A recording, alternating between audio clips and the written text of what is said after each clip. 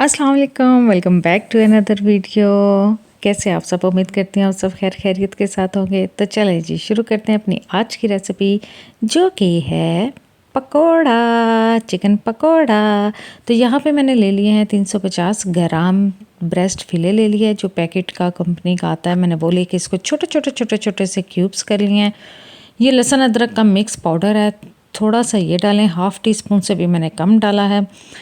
वोस्टरशाइन sauce है, इसके अंदर 3 टेबलस्पून ये डाली है, और मेरा ख़्याल है कि कुछ 3 से कम ना ये नीचे भी डली है, ये ज़ाया हुई है। तो ये होते हैं जी हमारे काम। ये देखें, ये दोबारा डाली, ये दोबारा नीचे गिरी, तो कितने हो गए? हिसाब बराबर हो गया। और यहाँ पे चल रही है, ये है चिली सॉस, और ये मैंने 2 टीस्पून डाली है। ये देखें, ये नहीं नीचे गिरी, ये बिल्कुल अंदर अंदर बिल्कुल ठीक ठीक गई है ये।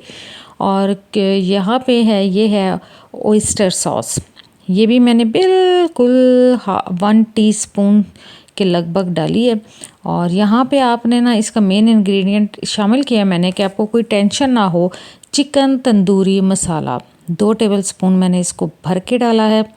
और इसको आपने हाथ ले जाके ऊपर से जो है ना, वो 2 नींबू के चम्मच जो है वो आपने इसके अंदर टीस्पून जूस डाल देना है इसके अंदर, और फिर कर लेना आपने इसको मिक्स मिक्स मिक्स मिक्स। और बस जी, ये सिंपल से इंग्रेडिएंट्स के साथ आप बनाएंगे चिकन पकोड़ा, बच्चों की फेवरेट। और हमारे साथ ऐसे ना हो, ये कैसे हो सकता है? तो हम इसको कर लेते हैं साफ़। ये 24 घंटे से ज़्यादा जो है ये मैरिनेट इसी तरह से करके मैंने फ्रिज में रखा हुआ था। आप इसको इस लेवल पे लाकर इसको फ्रीज़ कर सकते हैं। जब मेहमान आए, जब बच्चों का दिल चाहे, झटपट से आपने इसको निकालना है, और इसको फ्राई पैन में 20 मिनट के लिए कढ़ाई में या फिर आपने इसको तल लेना है।